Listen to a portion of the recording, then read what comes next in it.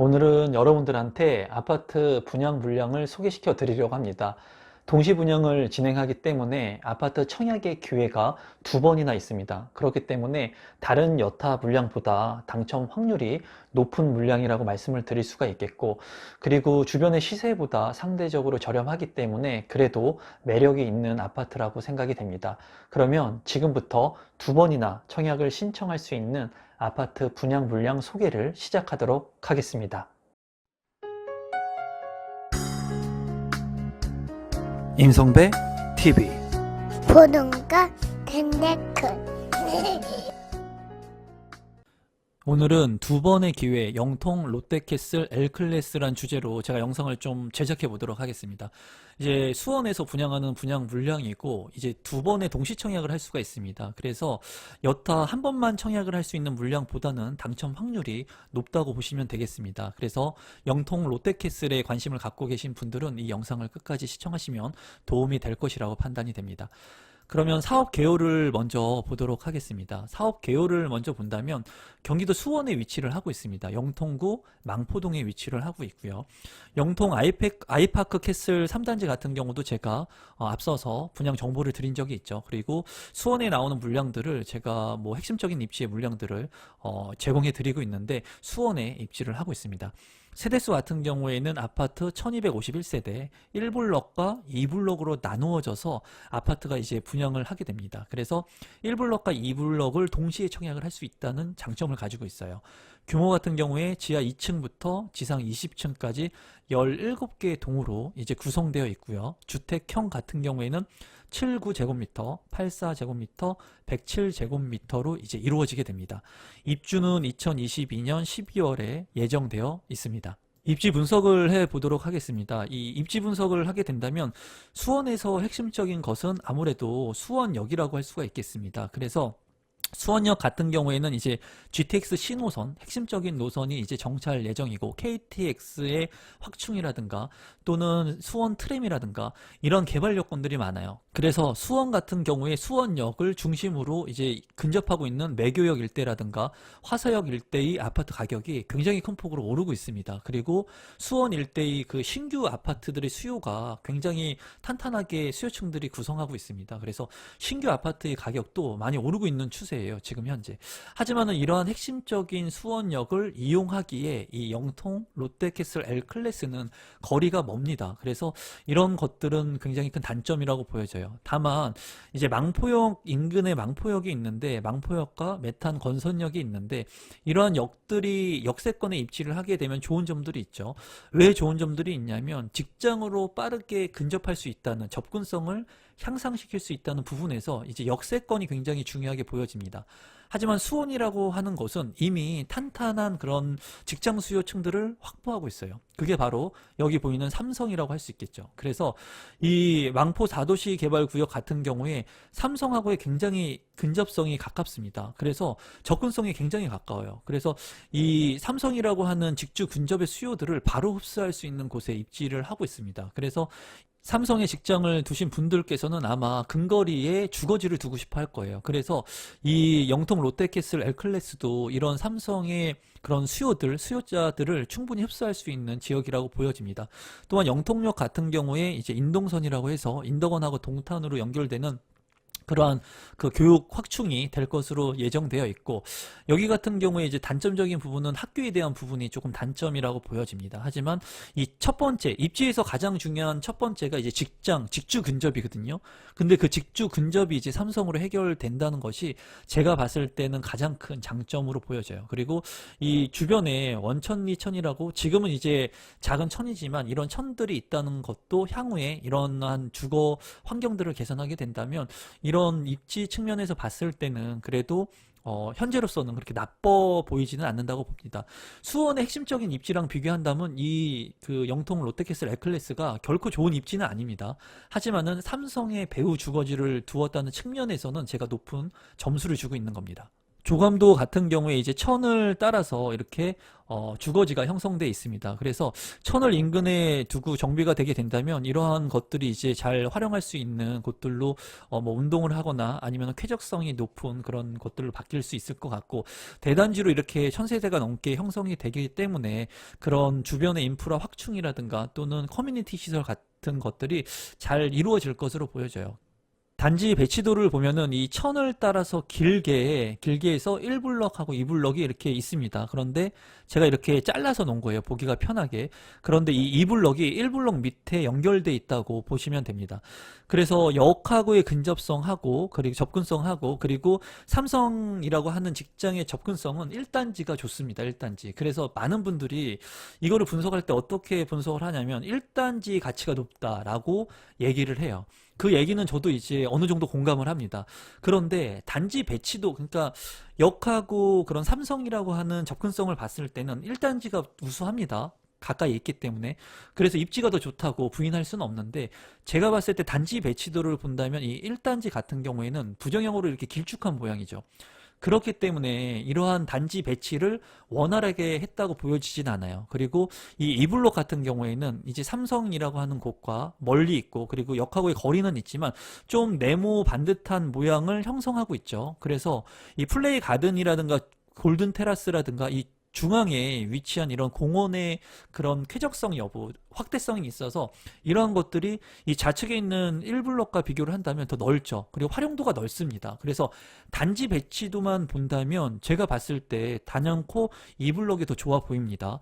그렇지만 이제 그 삼성이라든가 아니면은 그 역의 접근성을 봤을 때는 1블럭이 더 좋아 보여요. 그래서 삼성이나 그런 역을 이용해야 되는 분들은 1블럭에 더 점수를 줘서 이 1블럭의 청약 신청을 적극적으로 하실 것 같고, 공약을 해서. 그리고 삼성이나 이런 역을 이용하지 않는 분들이라면 뭐 자차를 이용해서 내가 출퇴근을 하거나 다른 지역으로 이동하시는 분들이라면 굳이 1블럭이 아니더라도 2블럭을 활용하시는 것이 생활 편의성 증대에는 좀 좋을 것으로 보여져요. 그래서 이러한 단지 배치도를 보면은 1블럭 같은 경우에는, 그리고 단지 배치도가 좀 많이 협소해 보이죠. 여기 그 2블럭보다는 조금 협소해 보입니다. 그래서 이러한 단점을 가지고 있으니까 여러분들이 단지 배치도를 보시고 여러분들한테 맞는 그런 단지에 적극 두 개 다 청약은 할 수는 있습니다. 하지만은 청약 전략을 잘 짜셔서 청약을 하시면 좋을 것 같습니다. 영통 롯데캐슬 L클래스 7구 평면도를 한번 보도록 하겠습니다. 31세대로 세대수가 그렇게 많지가 않습니다. 그래서 7구 타입 같은 경우에 2블럭에만 해당이 됩니다. 그래서 1블럭에는 이 7구 타입이 없다고 보시면 되겠고, 이 한 평면도를 보시면은 4베이 형식으로 구성되어 있고요. 그리고 안방이 있고 작은 방 1, 2 해서 3개로 구성이 되어 있네요. 그리고 팬트리 공간이 굉장히 크네요. 7구 타입 치고는 팬트리 공간이 굉장히 큰 것으로 보여집니다. 그리고 욕실이 2개가 있는 것으로 보여지고, 그리고 여기 보면은 드레스룸이 있고 그리고 파우더룸이 있습니다. 여기는 유상 옵션으로 이제 드레스룸을 넣을 수 있는 것으로 보여집니다. 그리고 이 측면 쪽에 창이 있는 것으로 보여지네요. 그래서 제가 봤을 때 뭐 아주 좋은 평면은 아닌 것 같고 그냥 보편적인 평면이라고 보여집니다. 롯데 L클래스의 84A 평면도를 보겠습니다. 549세대로 이제 세대가 많이 배정되어 있고, 1블럭에 276세대, 그리고 2블럭에 273세대, 거의 비슷하게 세대 배정이 되어 있습니다. 여기를 보시면 이제 4베이 형식으로 이렇게 구성이 되어 있고요. 그리고 드레스룸을 보니까는 굉장히 크게 빠져 있네요. 드레스룸이 굉장히 크게 빠져 있습니다. 그래서 드레스룸의 확장 공간이 굉장히 커 보이는 것이 장점으로 보이고, 방이 이제 3개가 있습니다. 그리고 보면은 현관으로 진입했을 때 현관 팬트리가 있고, 그리고 주방 팬트리도 굉장히 커 보이네요. 제가 봤을 때. 그래서 팬트리 공간은 굉장히 넉넉하게 구성이 되어 있는 것 같고, 주방에 창이 있어서 맛통풍이 가능할 것으로 보여요. 그래서 환기성이 우수할 것으로 보입니다.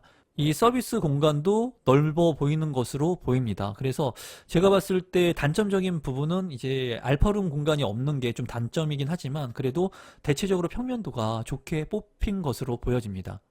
롯데캐슬 L클래스의 840 평면도도 한번 보도록 하겠습니다. 251세대로 구성되어 있고, 1블럭은 144세대, 그리고 2블럭은 107세대가 이제 배정되어 있습니다.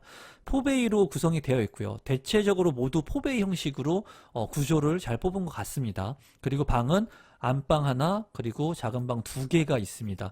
알파룸을 다 뽑지 않은 것 같아요. 그래서 그런 부분들이 다 단점으로 보여지네요. 제가 봤을 때. 대신에 팬트리 공간을 넓게 이렇게 확장했고, 현관으로 진입했을 때 이 현관 팬트리도 있는 것으로 보여집니다. 그리고 여기 같은 경우에도 측면창이 나 있는 것으로 보여져요. 측면창이 나 있기 때문에 이러한 부분들은 좀 맛통풍이 가능하지 않는 것으로 보여지고, 이게 창인지는 모르겠는데 굉장히 작습니다. 이런 부분들은 별도로 확인을 해보실 필요가 있어 보이네요. 그리고 제가 봤을 때 좀 특이한 것은 이쪽에 창문이 있네요. 측면 쪽에. 그래서 환기성이 좀 우수할 것으로 보여요. 여기도 측면 쪽으로 이렇게 창이 있네요. 원래는 이쪽에 창이 있어야지 여기도 이제 맛통풍이 가능합니다. 드레스룸 같은 경우에 이 문을 열어놨을 때 이 발코니 공간하고 이 드레스룸이 맞바람이 쳐가지고 굉장히 환풍이 잘 돼요. 근데 여기도 측면 창이 있기 때문에 이런 환풍에 대한 부분은 단점적으로 보입니다. 84 D타입 평면도를 한번 보겠습니다. 178세대이고요. 1블럭에 50세대, 2블럭에 128세대예요. 제가 여기서 조금 이제 좀 특이하게 봤던 것은 이제 세대 분리형이라고 유상 옵션이 있습니다. 그래서 우선 평면도를 보시면 이제 안방이 있고요. 그리고 작은 방 두 개가 있습니다. 여기도 이제 알파룸 공간이 없어 보이고, 팬트리는 다 크게 뽑은 것 같아요. 알파룸 공간이 없는 대신에 팬트리 공간을 많이 뽑은 것 같고, 여기에서 이제 보면은 이제 세대 분리형이라고 해가지고 옵션을 하게 되면은 이 그림만 보게 된다면 현관으로 진입했을 때 이제 이쪽에 안방과 거실을 쓸 수 있는 공간하고, 그리고 작은 방 두 개를 쓸 수 있는 공간으로 세대 분리가 되는 것으로 확인이 돼요. 이 그림을 봤을 때. 그래서 여기 같은 경우에는 조금 생소한 평면이긴 합니다. 그래서 세대 분리형으로 현관으로 진입은 같이 하지만 세대 분리형으로 이렇게 나누어 쓸 수 있는 그런 공간을 활용할 수 있을 것으로 보여져요. 그래서 조금 호불호가 갈리는 그런 평면이라고 제가 봤을 때 보여집니다. 그래서 이러한 부분들은 여러분들께서 좀 참고하시면 좋을 것 같고, 그리고 여기 같은 경우에도 거실에 이제 이 창문이 있고, 측면에 이렇게 창문이 있고, 이 마지막 방 같은 경우에도 창문이 양쪽으로 나 있습니다. 그렇기 때문에 이러한 그 평면이 다소 조금 생소하긴 하지만 그 사용자에 따라서 쓰임새에 따라서 이러한 평면들이 장단점으로 비춰질 것 같습니다. 롯데캐슬 L클래스 107A 타입을 보겠습니다. 여기 같은 경우에 오타가 난 것 같습니다. 그래서 107A 타입인데요. 77세대가 구성되어 있고, 이제 1블럭에 54세대, 그리고 2블럭에 23세대입니다. 그래서 107 타입입니다. 그래서 여기 같은 경우에도 포베이 형식으로 구성이 되어 있고, 여기에도 제가 보면 알파룸 공간이 없어요. 107 타입인데도 불구하고 알파룸 구성을 좀 넣어줬으면 좋을 것 같은데, 이런 공간들은 서비스 공간은 좋아 보입니다. 그래서 방이 안방하고 두 개가 있는 것으로 보여지고, 그리고 드레스룸이 굉장히 크게 잘 빠져 있는 것으로 보여집니다.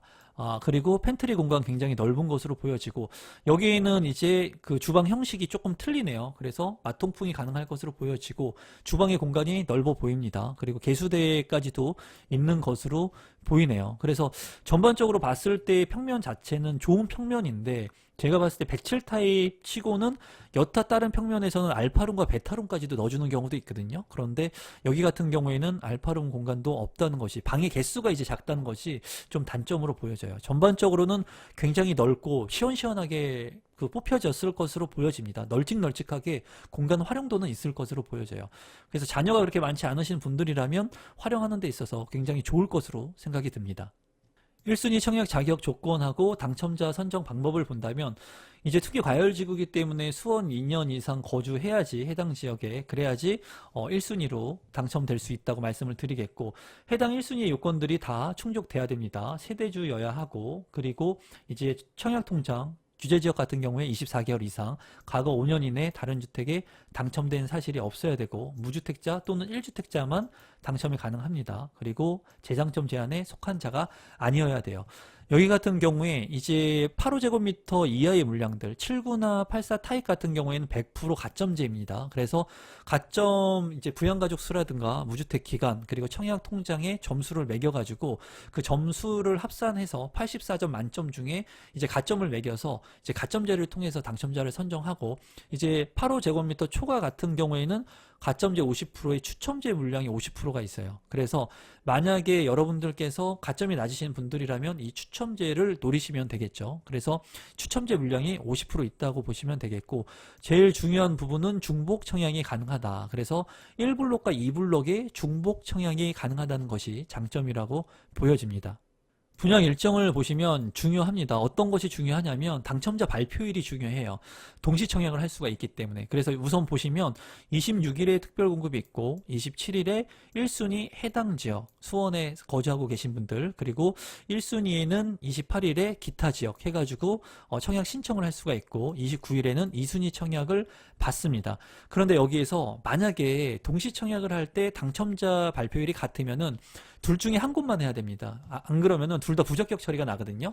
동시 청약을 할 수 있는데 당첨자 발표일이 같으며, 그런데 여기 같은 경우에는 11월 4일에 2블록의 당첨자 발표가 있고, 그리고 5일 날은 1블록 당첨자 발표일이 있죠. 그래서 틀려요, 당첨자 발표일이. 그래서 동시 청약이 가능하겠다.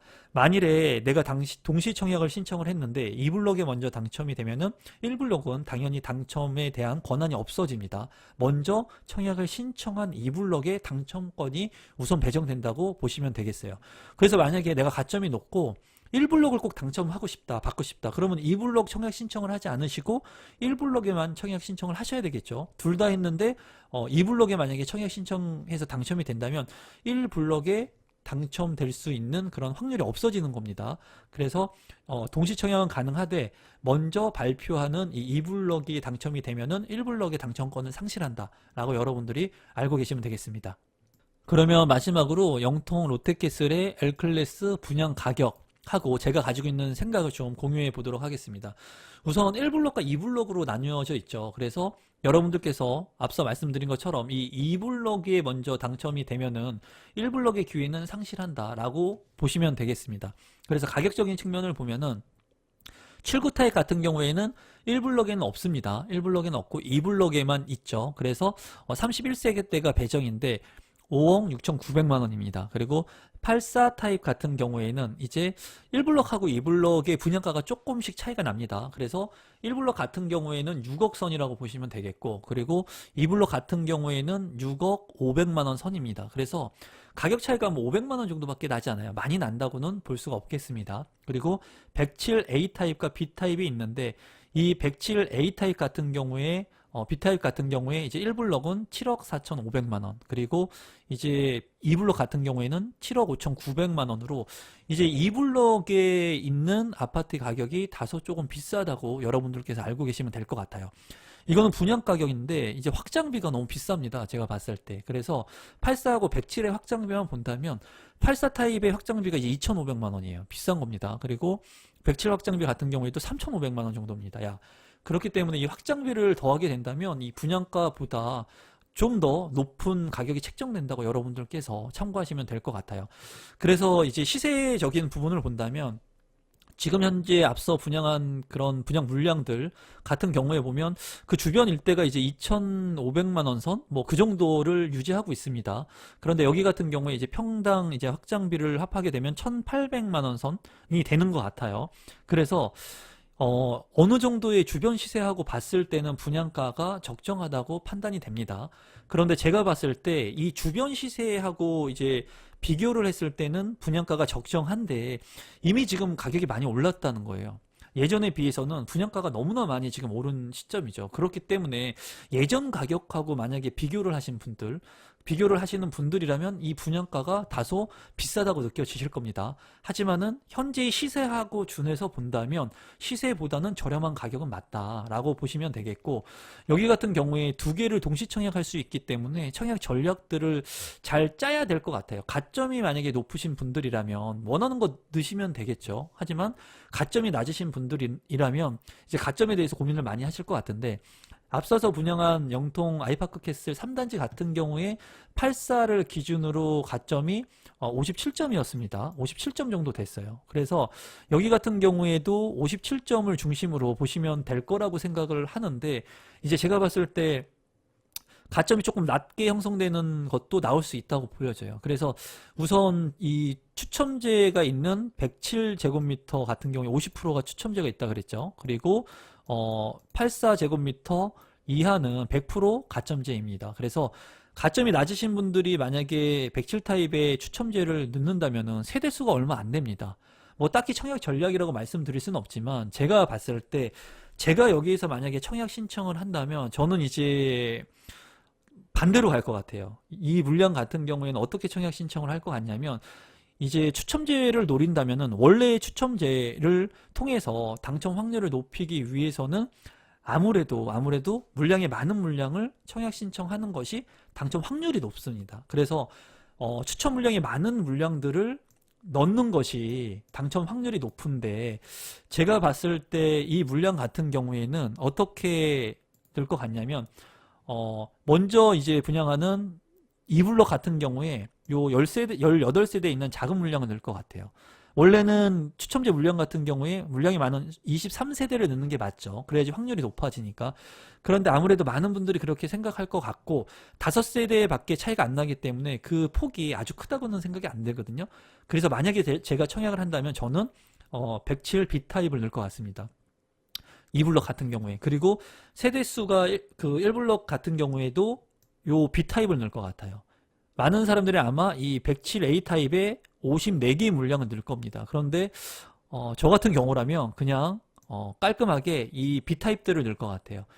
2블럭에 B타입을 넣고 107 그리고 1블럭에 107의 B타입을 넣을 것 같아요. 이거는 제 개인적인 생각입니다. 이 생각들은 제가 느끼는 거를 그냥 솔직하게 말씀드리는 거고 제가 만약에 청약을 한다면 이렇게 넣겠다는 제 주관적인 생각을 넣는 거예요. 그렇기 때문에 어떤 데이터를 분석하거나 정확한 무엇을 기반으로 한 것이 아니기 때문에 여러분들께서 제 얘기를 100% 신뢰하지 마시고 제 생각을 참고하셔서 여러분들이 청약 전략을 짜시면 될 것 같아요.